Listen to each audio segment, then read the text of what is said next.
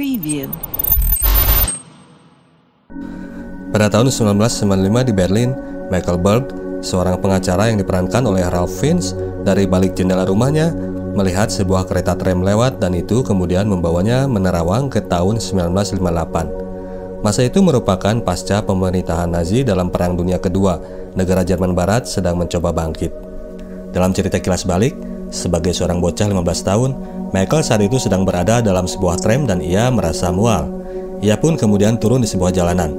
Dia berhenti di dekat gedung apartemen dan dia pun muntah. Hannah Schmidt diperankan oleh artis favorit saya, Kate Winslet, seorang kondektur tram baru saja pulang menuju rumah. Dia hampir menginjak muntahannya si Michael ini. Dia pun lalu membersihkan muntahan tersebut dan mengantarnya pulang ke rumah.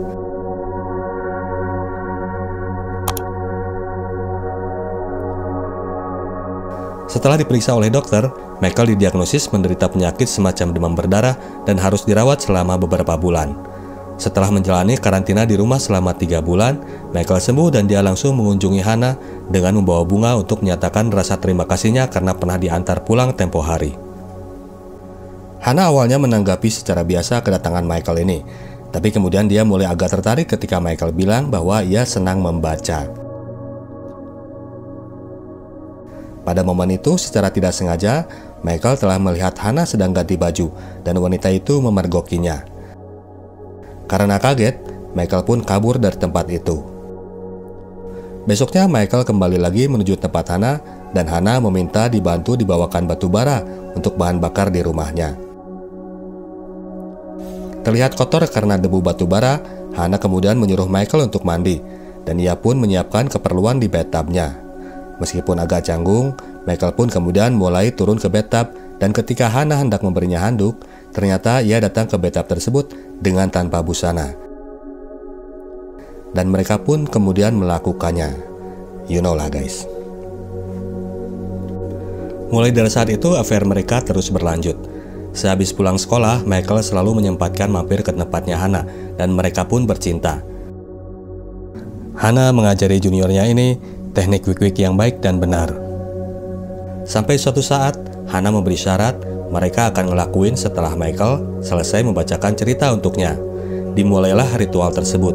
Michael membacakan dulu cerita dari buku-buku yang dibawanya, mulai dari bukunya Goethe yang serius, buku Lady Chatterley Rovers yang merangsang, kisah Huckleberry Finn yang menyenangkan, sampai kisah komik Tintin yang seru.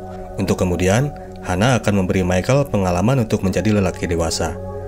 Suasana senang dan pertengkaran mewarnai hubungan mereka, namun mereka tetap menjalani hubungan mereka tersebut. Sewaktu-waktu Michael ingin mencoba suasana lain. Dia mengajak pacarnya ini jalan-jalan ke sebuah desa yang indah dengan bersepeda. Mereka pun berhenti di sebuah kantin untuk makan siang. Ketika disodori menu, Hannah seperti kebingungan. Dia meminta Michael untuk memesankan makanan untuknya. Mereka kemudian mengunjungi sebuah gereja tua. Hannah menangis terharu mendengarkan nyanyian gospel yang dilantunkan oleh paduan suara anak-anak. Mereka kemudian mengakhiri acara jalan-jalan itu di tepi sungai. Hannah berenang, sementara Michael menuliskan puisi untuknya. Sehabis momen itu, mereka semakin dekat. Michael semakin melupakan pergaulannya dengan teman sebayanya. Ia lebih memilih menghabiskan waktu bersama Hannah. Suatu hari, Hannah dipanggil oleh atasannya yang memberi kabar bahwa ia akan dipromosikan ke kantor pusat untuk kemudian akan bertugas sebagai staf administrasi di kota Berlin. Menyadari bahwa ia akan berpisah dengan Michael, Hannah pun jadi galau. Rasa galau dan murungnya terbawa sampai rumah saat Michael datang. Ia berusaha menyembunyikan perasaannya itu dengan bersikap dingin. Michael yang sedang berulang tahun saat itu sedang ingin mendapatkan perhatian darinya, sehingga pertengkaran pun terjadi, meskipun akhirnya mereka wik-wik juga dengan hot karena hanyut oleh suasana. Di akhir pertempuran itu, Hannah meminta agar Michael harus kembali bergaul dengan teman-temannya. Besok harinya, Michael sudah mendapati bahwa kamar apartemen Hannah kini sudah kosong, dan Hannah sudah pasti nggak berada di sana. Hannah ternyata telah pindah tanpa mengabarinya.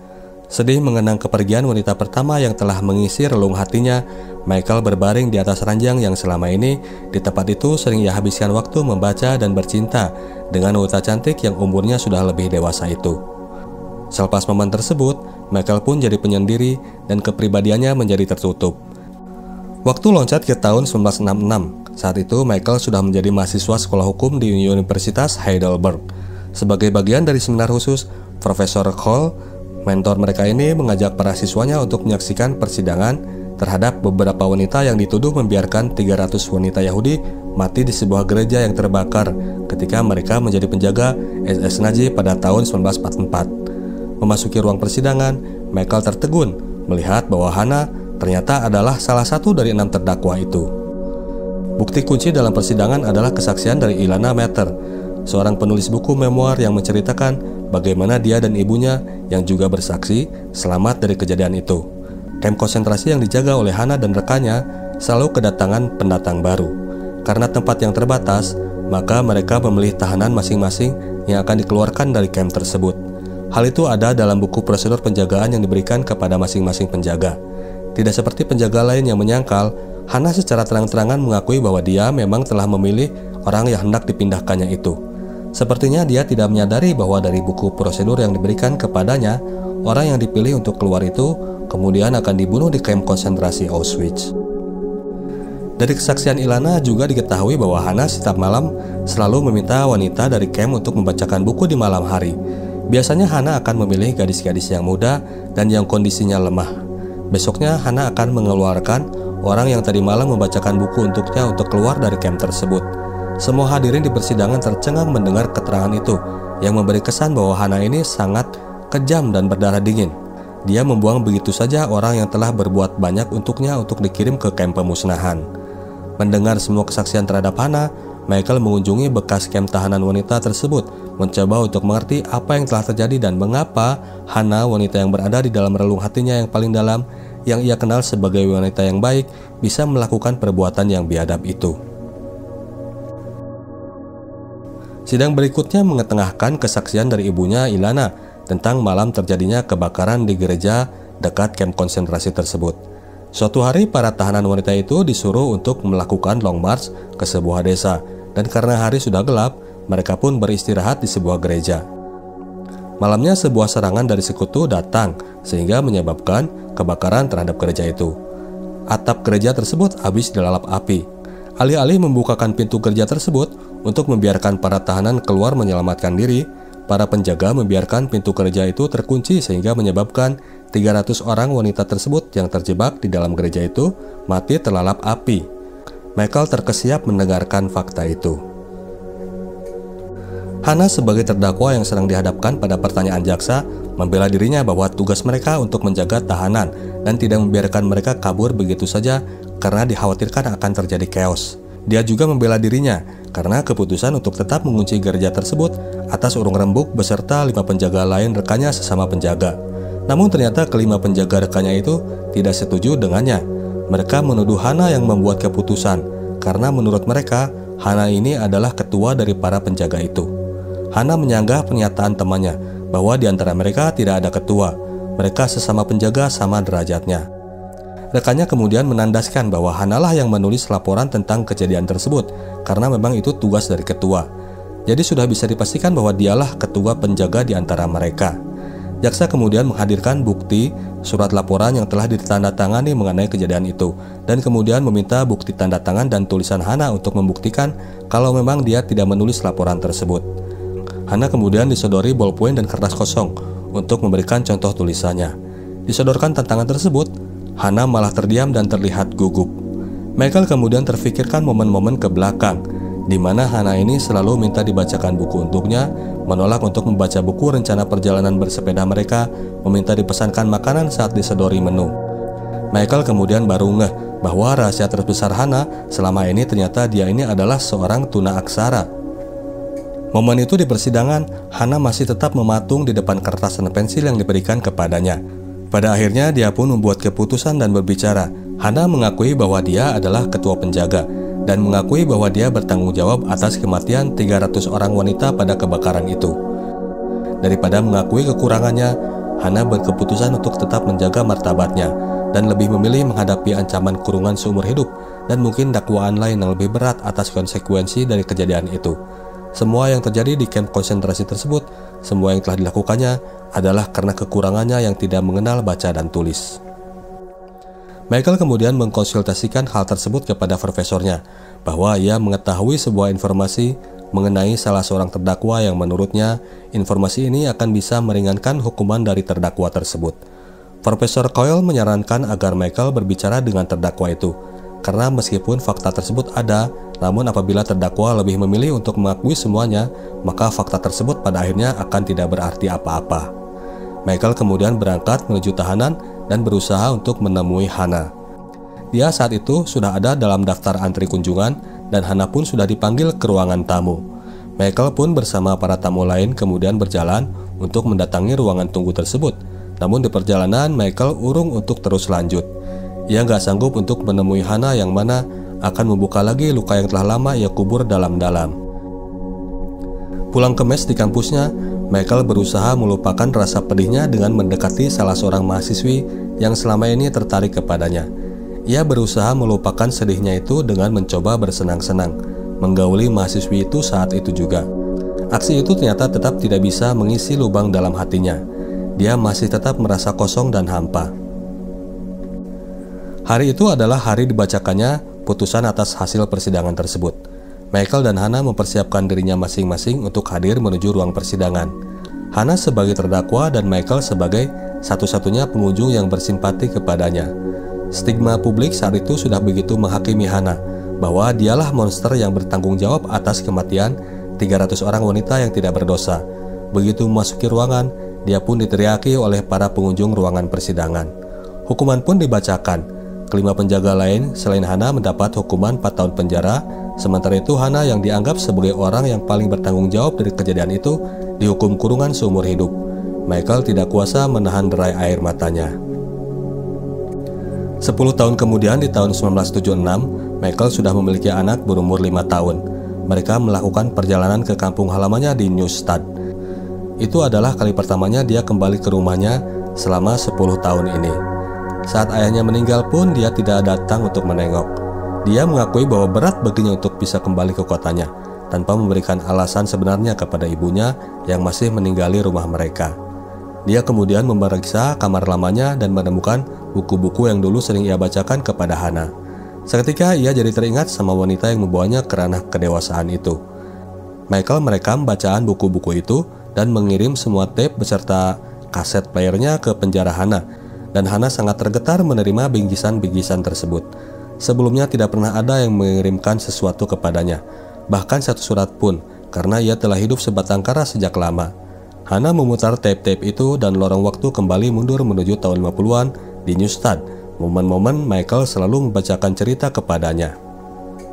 Michael secara rutin membacakan rekaman-rekaman ceritanya, dan Hannah selalu senang menerima bingkisan darinya. Tape player dari kaset-kaset itu sekarang jadi benda favoritnya. Dia mengatur semua kaset-kaset di rak kamar tahanannya. Sampai kemudian kaset yang berisi rekaman cerita buku The Lady and the Little Dog karya Anton Chekhov diterimanya. Hannah jadi terinspirasi untuk bisa mengerti huruf dan tulisan. Dia kemudian meminjam buku tersebut dari perpustakaan di dalam tahanan dan mulai meraba-raba dan menghafal kata demi kata dengan paduan suara dari cerita Michael. Sampai 4 tahun kemudian pada tahun 1980, Michael mendapatkan surat di kantornya dengan tulisan mirip tulisan anak-anak. Surat itu hanya berisi 2 kalimat saja yang menyatakan bahwa ia senang dengan kiriman Michael, dan orang tersebut memanggilnya dengan panggilan Nak, seperti yang biasa dulu ia pakai untuk memanggil Michael. Hannah telah berhasil mengerti baca dan tulis. Michael terhanyak melihat fakta itu, karena kini apabila Hannah sudah bisa menulis surat, ia mengkhawatirkan hubungan mereka akan makin erat, sementara sekarang kondisinya tidak memungkinkan untuk itu. Sejak saat itu ia tidak lagi menulisinya surat, meskipun ia tetap mengiriminya rekaman-rekaman cerita. Makin lama makin sering Hannah mengiriminya surat. Michael jadi berhenti mengirimkan rekaman-rekaman cerita. Dia berusaha menjauh. Pada tahun 1988, seorang petugas penjara menelepon Michael untuk mengabari bahwa karena perilakunya yang baik, Hannah mendapatkan pengurangan masa tahanan dan akan segera dibebaskan. Petugas itu meminta bantuan Michael, karena hanya dialah orang yang masih ada kontak dengan Hannah. Hannah tidak punya keluarga dan saudara maupun teman lain. Petugas ini meminta bantuannya menemani Hannah dalam masa transisinya ke dalam masyarakat. Michael tidak segera memberi jawaban, tapi dia merenungkannya dengan dalam. Akhirnya Michael berkeputusan untuk mengunjungi Hannah ke rumah tahanannya itu. Dia diterima oleh ibu penjaga tahanan dan langsung diantarkan menuju ke hadapan Hana. Setelah berpuluh tahun, akhirnya mereka kembali berjumpa. Dalam pertemuan mereka itu, Michael tetap berusaha ambil jarak, meskipun ia telah membantu Hana mencarikan pekerjaan dan tempatnya untuk tinggal nanti di luar penjara. Hana kini mulai menyadari posisinya ketika Michael melepaskan tangan dari pegangannya. Michael menanyakan hal yang selama ini mengganggu perasaannya terhadap Hana, yaitu soal kejadian meninggalnya 300 orang wanita di dalam gereja yang membuatnya dikurung dalam tahanan selama ini. Ditanyakan hal tersebut, dia sepertinya tidak memperlihatkan rasa penyesalan dan rasa empati terhadap para wanita tidak bersalah yang telah menjadi korban. Michael speechless. Dia pun menyudahi pertemuan itu dan berjanji bahwa seminggu kemudian ia akan datang untuk menjemputnya. Sementara itu, Hana terhenyak melihat respon yang dingin dari Michael pada kunjungan itu. Hana kemudian merenung dan berpikir, sampai pada suatu momen, akhirnya dia mengambil keputusan. Dia menumpuk semua buku yang selama ini mengisi waktu dan relung jiwanya di atas meja dan menaiki tumpukan buku tersebut. Seminggu kemudian ketika Michael datang ke tahanan itu untuk menjemput Hana, ia mendapatkan kabar bahwa Hana telah meninggal gantung diri. Mungkin ada hubungannya dengan respon Michael sewaktu pertemuan tempo hari. Hana meninggalkan satu surat wasiat yang disimpan dalam sebuah kaleng teh yang kuno. Surat wasiat yang ditujukan kepada Michael itu menyebutkan bahwa ia ingin agar Michael memberikan uang simpanannya sebesar 7.000 Deutschmark di bank kepada Ilana Matters, anak dari korban yang selamat dari tragedi kebakaran di gereja tersebut, yang kini buku memoirnya itu telah dibaca oleh Hana. Michael menangis terharu karenanya. Michael pun melakukan perjalanan menuju kota New York untuk bertemu Ilana. Dia menceritakan segalanya tentang Hannah Smith, tentang kekurangannya dalam hal baca tulis dan termasuk hubungan yang pernah terjadi dengannya. Ilana menolak untuk berempati karena walau bagaimanapun, kekurangan Hannah soal kondisinya yang tunaaksara tidak bisa menjadi alasan untuk melakukan tindakan yang kejam. Michael kemudian menceritakan tentang surat wasiat Hana dan uang 7.000 Deutschmark lebih yang ia tinggalkan dalam sebuah kaleng teh peninggalan zaman dulu itu. Michael menyerahkan kaleng itu kepada Ilana. Kaleng tersebut mengingatkannya kepada kaleng yang dulu pernah ia punyai. Ilana mengambil kaleng itu untuk menjadi koleksi kenangannya, tapi menyerahkan uang di dalamnya kepada Michael. Mereka sepakat untuk mendonasikan uang tersebut ke yayasan yang bergerak di bidang pengembangan literasi yang akan Michael cari. Januari 1995, Michael berkendara bersama anaknya menuju Neustadt.